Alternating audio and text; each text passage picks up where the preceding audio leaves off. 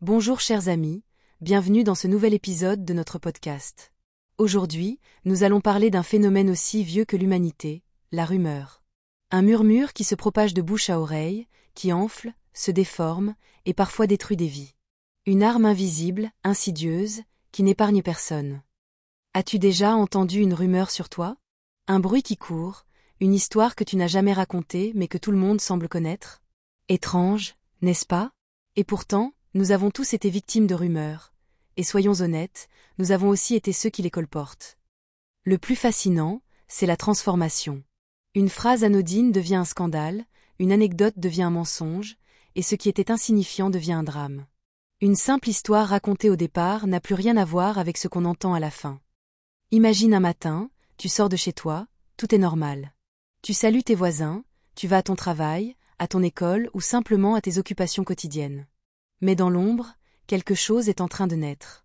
Un murmure, une parole en l'air, une phrase dite au détour d'une conversation. Une rumeur. Et cette rumeur, comme une graine semée dans le vent, commence à pousser. Elle voyage de bouche à oreille, change de forme, s'embellit, s'exagère. À la fin de la journée, ce n'est plus un simple mot, mais une histoire. Et le pire? Toi, tu ne sais même pas qu'elle existe. Un fait réel ou totalement inventé est raconté une première fois. Puis, à chaque transmission, il change légèrement. Des détails sont ajoutés, d'autres sont oubliés, et parfois, se reformulent pour que cela semble plus sensationnel. Prenons un exemple. Quelqu'un dit j'ai vu Karim quitter le bureau plus tôt aujourd'hui. Rien de bien alarmant. Mais au bout de 3, 4, 5 reprises, cette phrase peut devenir Karim a quitté le bureau plus tôt pour aller voir une femme. Puis encore après, il a une liaison. Et au final, ce que les gens retiennent, c'est que Karim trompe sa femme. Ce n'était au départ qu'une simple observation anodine, à force d'être relayée, elle est devenue une vérité dans l'esprit de ceux qui écoutent. Pourquoi sommes-nous si fascinés par les rumeurs? Pourquoi avons-nous du mal à ignorer ces petites histoires qui circulent?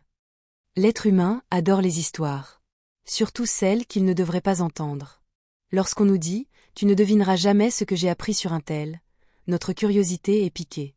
Nous avons cette impression de découvrir un secret interdit, de posséder une information que d'autres n'ont pas. Être celui qui raconte une rumeur donne un sentiment de supériorité. On se sent puissant, important, presque privilégié. On devient une source d'information, et les autres tendent l'oreille.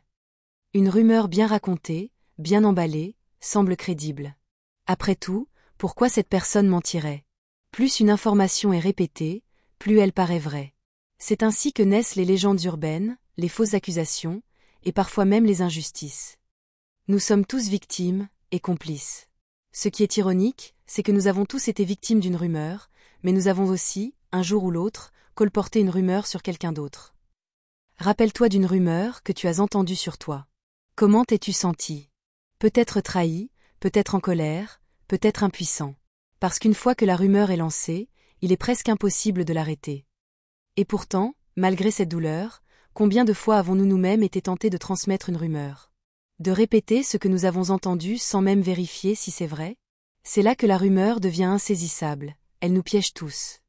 La rumeur est un monstre insaisissable. Elle se faufile partout, change de forme, se nourrit de l'excitation et du mystère. Elle ne connaît ni frontières ni règles. Une fois lâchée, elle ne revient jamais en arrière. Elle grandit, elle s'étend, et souvent, elle détruit.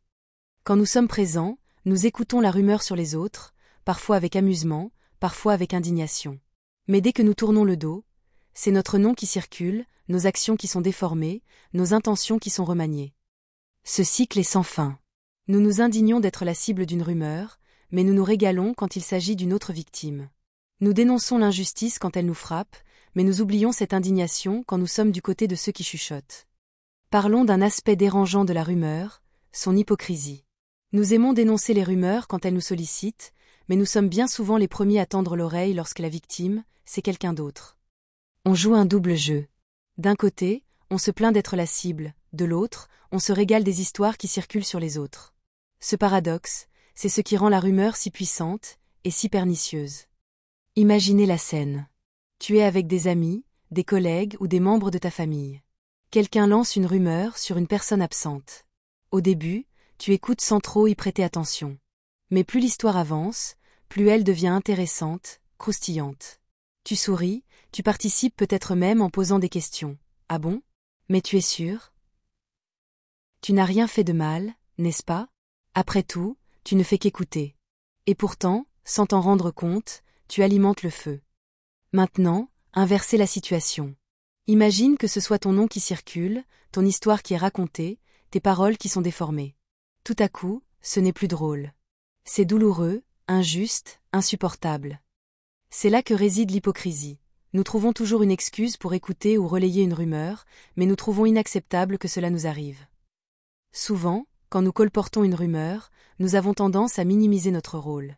Ce n'est pas moi qui ai inventé ça, je fais juste passer l'information, comme si nous étions de simples messagers, détachés de toute responsabilité.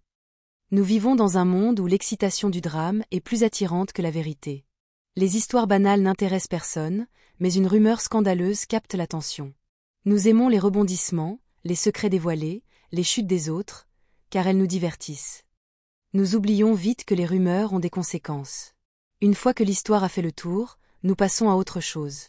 Mais la personne concernée, elle, reste avec les séquelles, réputation brisée, relations détruites, blessures invisibles. Le plus terrible avec la rumeur, c'est qu'elle fonctionne comme un cercle vicieux. On commence en étant spectateur, puis un jour, on devient la cible. Et souvent, après avoir été victime, on se venge, en lançant à notre tournée une rumeur sur quelqu'un d'autre. On se justifie en se disant, si moi j'ai souffert, pourquoi pas eux? Ce besoin de revanche alimentaire encore plus ce cercle de médisance. Et si nous brisions ce cycle? Si au lieu de propager la rumeur, nous laissions le silence l'éteindre? L'hypocrisie de la rumeur, c'est qu'elle nous met tous face à notre propre dualité. Nous en sommes victimes, mais nous en sommes aussi complices. Nous nous indignons quand elle nous touche, mais nous fermons les yeux quand elle détruit quelqu'un d'autre. Alors, la prochaine fois que tu entends une rumeur, pose-toi cette question. Et si c'était sur moi qu'il disait toutes ces choses? N'oublie jamais que la rumeur séduit parce qu'elle est excitante. Elle crée une illusion de savoir, elle donne à celui qui la porte un sentiment de pouvoir. Moi, je sais ce que les autres ignorent. Mais c'est un poison qui se répand sans que personne ne puisse vraiment le contrôler. Ce qui est encore plus ironique, c'est que la vérité importe peu. Peu importe si la rumeur est vraie ou non, tant qu'elle est intéressante. Parce qu'une belle histoire vaut toujours mieux qu'une réalité fade. La rumeur existera toujours. Mais la question est, veux-tu en être l'esclave ou le briseur de chaînes? La prochaine fois qu'on te raconte une rumeur, essaie de te mettre à la place de la personne sur laquelle on propage des rumeurs. Si ton nom était dans cette phrase, si ton histoire était distordue, si tu étais celui dont on parle en ton absence? Peut-être que la meilleure manière d'éteindre une rumeur, c'est de refuser de la propager. La rumeur ne se contente pas d'exister, elle se propage comme un incendie. Elle traverse les murs, s'immisce dans les conversations, et avant même que l'on comprenne ce qui se passe, elle est déjà hors de contrôle. Mais pourquoi est-elle aussi puissante? Qu'est-ce qui lui donne une telle emprise sur nous? La première raison, c'est qu'elle éveille nos émotions. Une rumeur choque, intrigue, amuse ou scandalise. Et plus elle provoque une réaction forte, plus elle se propage vite. Imaginez 2 titres de nouvelles. Un homme va au marché et rentre chez lui. Un homme disparaît mystérieusement après une visite au marché, des témoins affirment qu'il était suivi. Quel titre a tenu ton attention? Lequel as-tu envie de raconter? La rumeur joue avec notre curiosité, avec notre peur, avec notre excitation. Elle nous fait ressentir quelque chose, et nous pousse à la partager. Elle donne l'illusion d'un pouvoir. Celui qui possède une rumeur se voit privilégié. Il détient une information secrète, quelque chose que les autres ignorent. Il devient, l'espace d'un instant, le centre de l'attention. Tu savais que... On m'a dit que... Ces phrases suffisent à captiver un public. Car celui qui écoute veut aussi savoir, et veut être dans la confiance. Et à son tour, il transmettra la rumeur pour se sentir important. C'est un cycle. La rumeur donne un sentiment de pouvoir temporaire, mais pour le garder, il faut continuer à en propager d'autres. Elle va plus vite que la vérité. La vérité est souvent lente. Elle nécessite des preuves, une vérification, du temps. Mais la rumeur, elle, n'a pas besoin de tout ça. Elle court plus vite, parce qu'elle est simple et frappante. Un mensonge bien raconté peut faire le tour du monde en quelques heures, alors que la vérité mettra des jours, des semaines, voire des années à se rétablir. Et parfois, elle n'y arrive jamais. Le plus terrible, c'est que même quand la vérité éclate, le mal est déjà fait. Car les gens retiennent la rumeur, pas la correction. Une bonne histoire vaut plus que la réalité? L'humain aime les histoires. C'est ainsi que nous fonctionnons. Un récit captivant est plus puissant qu'un simple fait. Peu importe si c'est vrai ou non, si c'est intéressant, les gens vont l'écouter et la répéter. C'est pour cela que certaines rumeurs ont survécu pendant des années, voire des siècles. Parce qu'elles sont devenues plus grandes que la vérité elle-même. La peur et l'incertitude nourrissent la rumeur. Quand nous manquons d'informations, notre cerveau comble les vides avec ce qu'il entend. Et souvent, ce sont les rumeurs qui remplissent ces espaces. Dans les périodes de crise, de guerre, de maladie ou de tension sociale, les rumeurs explosent. Parce qu'elles offrent des explications rapides à des situations complexes. Elles donnent un semblant de réponse là où il n'y en a pas encore. C'est ainsi que naissent les théories du complot, les accusations infondées, les légendes urbaines. Parce que l'incertitude fait peur, et qu'une rumeur rassurante ou dramatique vaut mieux que le doute. La rumeur est puissante parce qu'elle touche nos émotions, nous donne l'illusion du pouvoir, court vite et comble nos incertitudes. C'est un feu que nous allumons sans même nous en rendre compte, et une fois qu'il brûle, impossible de l'arrêter. Alors, la prochaine fois que tu entends une rumeur, pose-toi cette question. Suis-je en train d'éteindre le feu, ou de l'attiser? Nous avons vu à quel point la rumeur est puissante, insaisissable, et parfois destructrice. Mais alors, est-il possible de lui échapper? Peut-on se protéger de son influence et éviter d'y participer? Heureusement, la réponse est oui.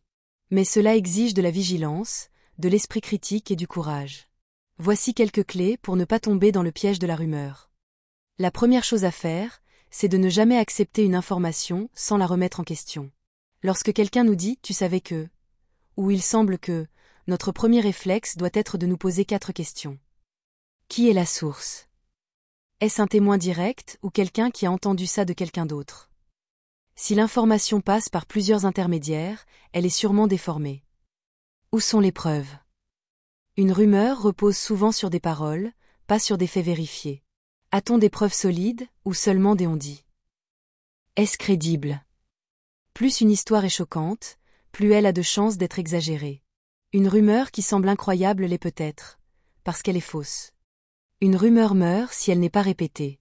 À chaque fois que nous hésitons à la partager, nous avons le pouvoir de l'arrêter. Avant de répéter quelque chose, exigeons-nous. Si c'est faux, est-ce que je veux être responsable du mal que cela peut causer? Parfois, il vaut mieux garder le silence que d'alimenter un mensonge. Aujourd'hui, les rumeurs ne se propagent plus seulement de bouche à oreille. Elles explosent sur les réseaux sociaux. Une fausse information peut devenir virale en quelques heures. Pour ne pas tomber dans ce piège, soyons attentifs aux signaux d'alerte. Si un titre joue sur l'émotion et non sur l'information, méfions-nous. Un message partagé sans article sérieux derrière? Danger. Une info partagée par des milliers de personnes n'est pas nécessairement vraie. Sur Internet, soyons des détectives, pas des perroquets. Beaucoup laissent passer des rumeurs par peur d'être mal vus en les corrigeant. Pourtant, c'est essentiel. Dire « je ne crois pas que ce soit vrai » ou « as-tu vérifié tes sources » peut parfois arrêter une fausse information. Ça demande du courage, mais combattre une rumeur, c'est protéger des vies, des réputations, et éviter des injustices. Et si la rumeur nous concerne? Comment réagir quand on est la cible? Voici 3 stratégies pour gérer une rumeur qui nous touche. Il faut rester calme. Réagir sous l'émotion peut empirer les choses. Il faut garder notre sang-froid. Il faut ignorer certaines rumeurs. Parfois, répondre à une rumeur lui donne plus d'importance. Si elle est absurde, elle disparaîtra d'elle-même. Il faut toujours démentir avec intelligence. Si la rumeur devient trop pesante et envahissante, rétablis la vérité avec des faits clairs et une attitude posée est la meilleure arme. La rumeur est un poison, mais nous avons tous le choix de ne pas y participer. En cultivant le doute, en refusant de propager des informations non vérifiées et en osant rétablir la vérité, nous pouvons briser le cercle vicieux. Et toi, la prochaine fois que tu entends une rumeur, que feras-tu? La rumeur est comme une ombre, insaisissable et omniprésente. Elle nous amuse quand elle vise un autre, elle nous blesse quand elle nous touche. Et pourtant, nous jouons tous à ce jeu dangereux. Alors, la prochaine fois que tu entends une rumeur, demande-toi, est-ce la vérité, ou juste un écho déformé d'un mensonge? Partage ton expérience en commentaire. Et on se retrouve dans le prochain épisode. À bientôt, chers amis.